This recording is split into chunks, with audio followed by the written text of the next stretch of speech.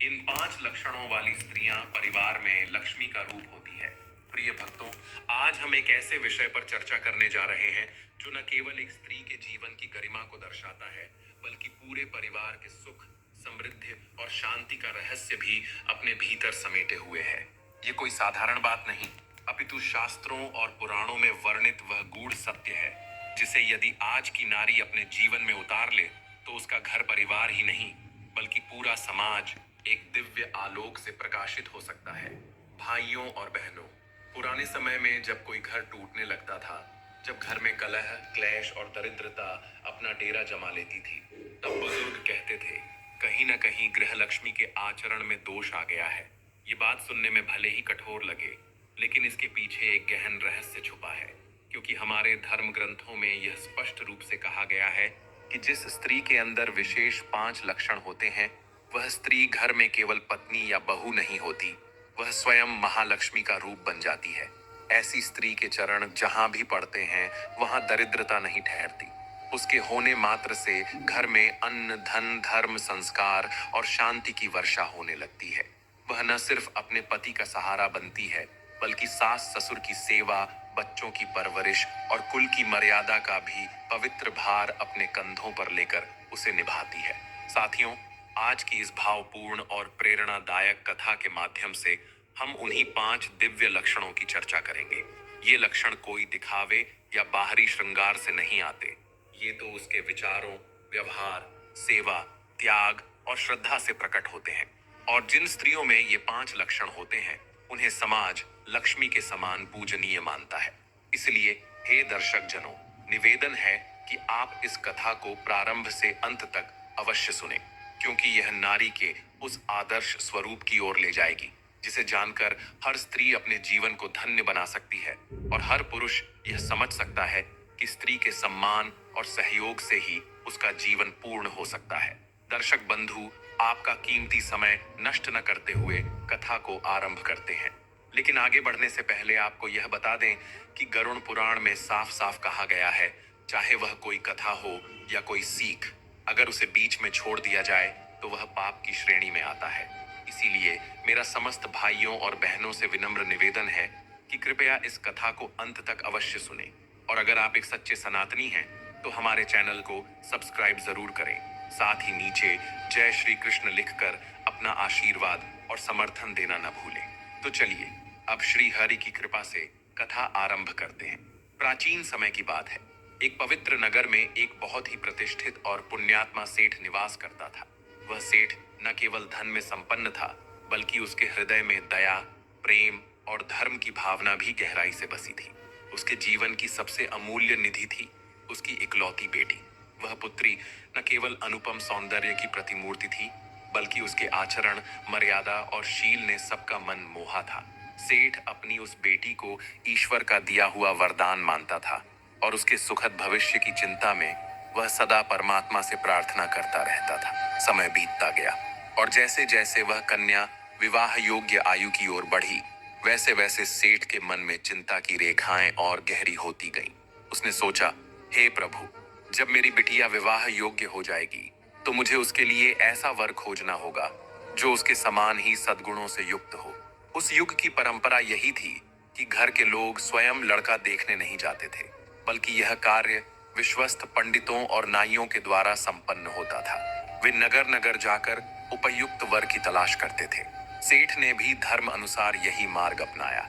उसने नगर के प्रमुख और श्रद्धेय ब्राह्मणों और अनुभवशील नाइयों को आमंत्रित किया और उन्हें अपने हृदय की बात विनम्रता पूर्वक बताई।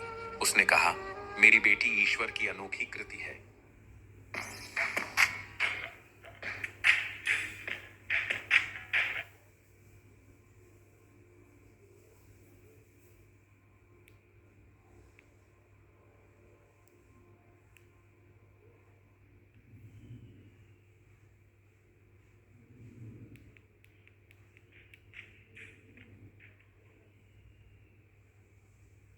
वह न केवल सुंदर है, बल्कि उसके संस्कार भी अत्यंत दिव्य हैं। मैं चाहता हूं कि उसका जीवन साथी भी ऐसा हो, जो कुलीन हो, गुणवान हो और जिस परिवार में धर्म, संस्कार और विनय का वास हो। सेठ ने उनके हाथों एक सुंदर चिट्ठी लिखकर उन्हें उन्हें सौंप दी और कहा, हे विद्वज्जनों, आप इस पवित्र कार्य को पूरी श्रद्धा, विवेक और ईमानदारी से संपन्न करें।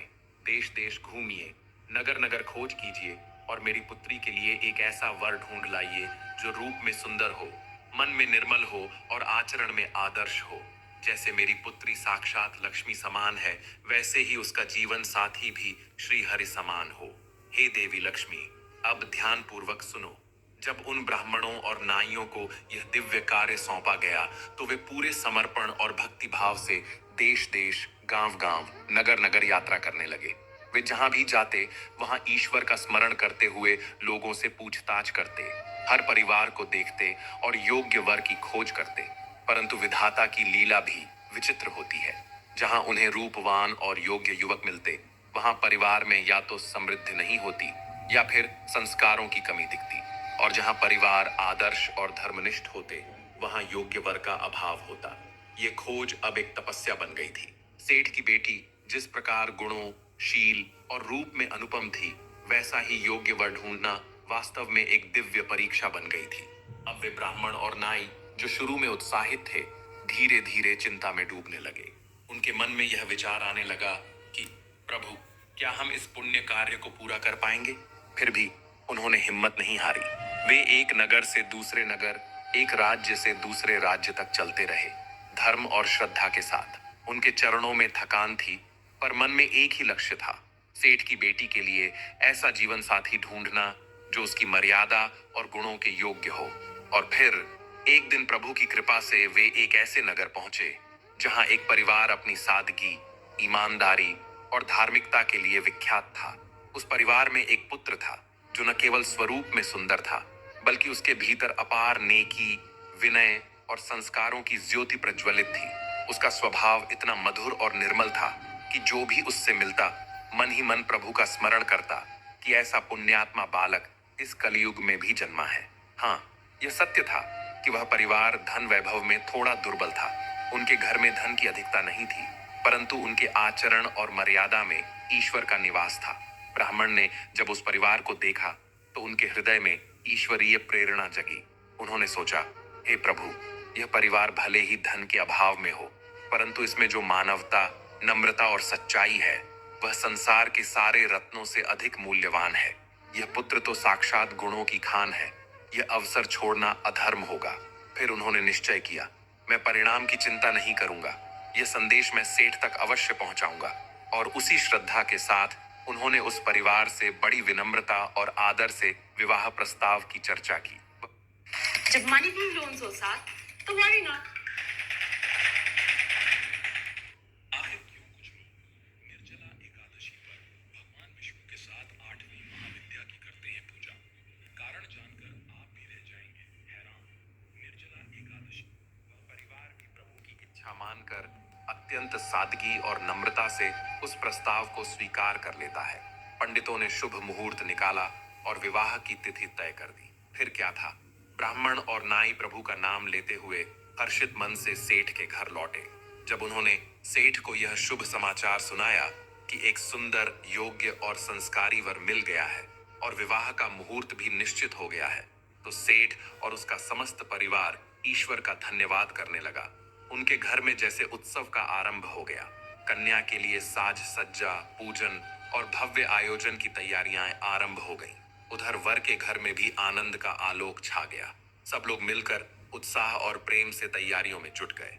यह वह शुभ अवसर था जिसने दोनों परिवारों में आशा, उल्लास और प्रेम की भावना भर दी थी। हर कोना भक्ति और आनंद से गूंज रहा था।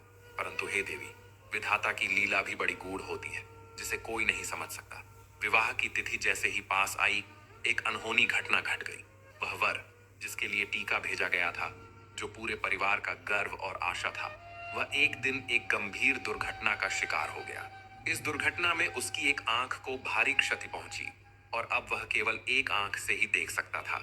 यह हादसा न केवल उस युवक के लिए पीड़ादायक था, बल्कि उसके संपूर्ण परिवार के लिए भी शोक और चिंता का कारण बन गया।